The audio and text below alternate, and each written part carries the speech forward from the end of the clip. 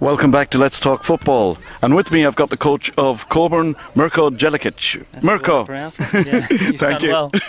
A very interesting start to the season. Not too bad at all for quiet achievers. Yeah, I mean, we expected a big season of ourselves, and we've semi-achieved that, I think. We've had a couple of results that we would have preferred to be a little bit more in our favour, and we were to blame for that, basically. So where we could have taken maximum points, we came away with 1 or nothing. And we've yet to come across, what I feel are the better teams, really, in terms of, Athena, Italia, and, on the form at the moment, Mandra, really. So that'll be interesting over the next month. Yeah, the next month is going to really shape your season, isn't it? I think so. There's a big congestion at the top of the table at the moment, and that's largely teams having indifferent starts. And the next 4 to 5 weeks, we'll see teams starting to sort themselves out. Definitely, yeah. You picked up a win last week against Sorrento, a 4-3 match, but you weren't very happy, were you? No.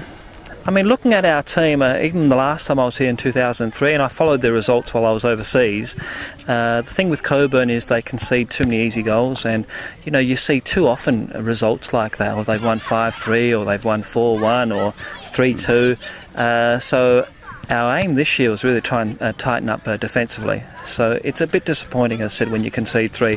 I don't think good teams should concede 3. And more often than not, you won't win a game conceding 3. So from that perspective, it's disappointing. The loss of Shane Nunes over to Melbourne, has that really impacted on the club? Yeah, I think it has. I haven't seen Shane play myself, but from all reports from people that I've talked to, he's been a big loss to the club. Obviously, you lose a player of that calibre in your central defence, and you will feel it a little bit. And I don't think we've replaced that.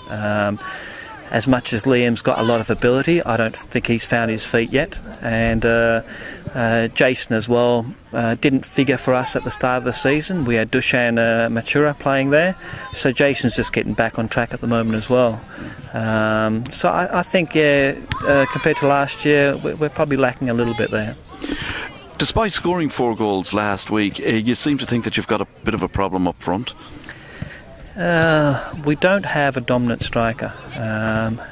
Aaron Dos Santos, that scored 2 goals last week, is starting to come into his own. He's had a slow start to the season, and the last 2 games, he's starting to find himself a little bit. So that's good for us, as I said, further ahead, but we don't really have a 20-goal season striker. So we depend a lot on midfielders picking up goals and that. So it'd be nice to have a more dominant striker at the club, but they're hard to find. So we'll live with what we've got, basically. Yeah. Since your last stint here, how do you think the standard has gone overall in the league? You've seen nearly most of the sides. I think it's evened out. I wouldn't say that the standard overall has improved, which is a bit disappointing, and that's been the case here, unfortunately, for football for quite a while. I think across all the teams, you'll probably get a much more even game these days. Whatever reason that is for, I really don't know. But as I said, we probably had a few weaker teams the last time I was here, which you could count on getting some points from. This year you can't. Even the likes of Armidale, they'll surprise you on their day. They're a tenacious team, and they're quite well organised. So. And the likes of Swan. Yeah, I mean, Swan play a difficult brand of football, and their ground is difficult to play on. But that's football.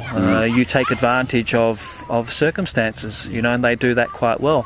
And at the end of the day, if you've got a lot of teams and players that are travelling around of the same technical ability, tenacity will count for a lot. And they're tenacious, So Mandra is the same, Armidale is the same. So they'll surprise teams if teams don't come to the battle, definitely, yeah. What did you think of the state squad that was announced during the week? I didn't hear too much about it, actually. I heard basically the night that it was announced that Johnny got in there. That's right. So that was a bit surprising. I mean, Johnny hasn't played well for us. He scored goals, but that doesn't mean you're playing well. He's always going to be that sort of a player. I've asked him who else is in the squad, and there's quite a reasonable sort of a mix there. I don't know I said with having these one-off type games and that, whether it's going to do much good for the purpose of football here.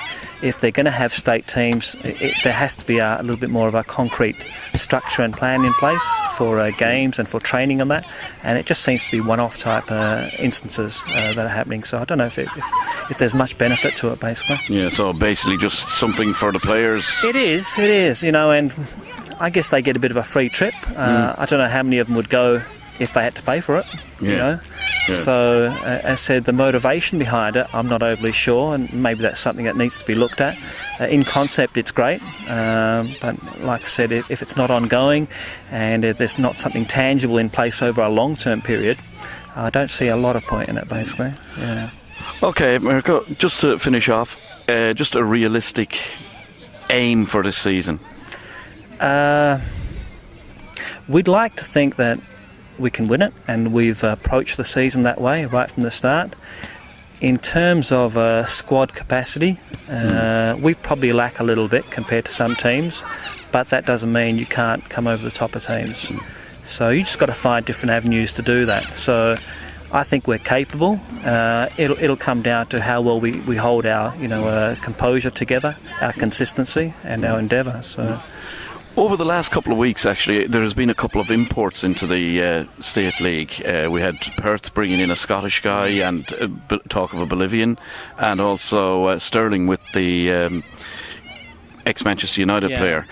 Any chance of Coburn trying to go into the same type of situation and look for somebody overseas? I don't think so. I mean, I hold the same view as probably the people that run the club there, here, in that football here should be a development setup for young West Australian players, and that takes away a little bit from that endeavour when you start bringing overseas players. If you're bringing in great quality, I think it's not too bad, but when you're bringing in players that probably aren't getting a run elsewhere, I don't see what sort of purpose it serves.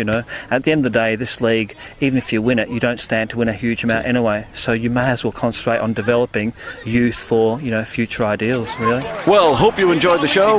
That's it for this week. See you next week.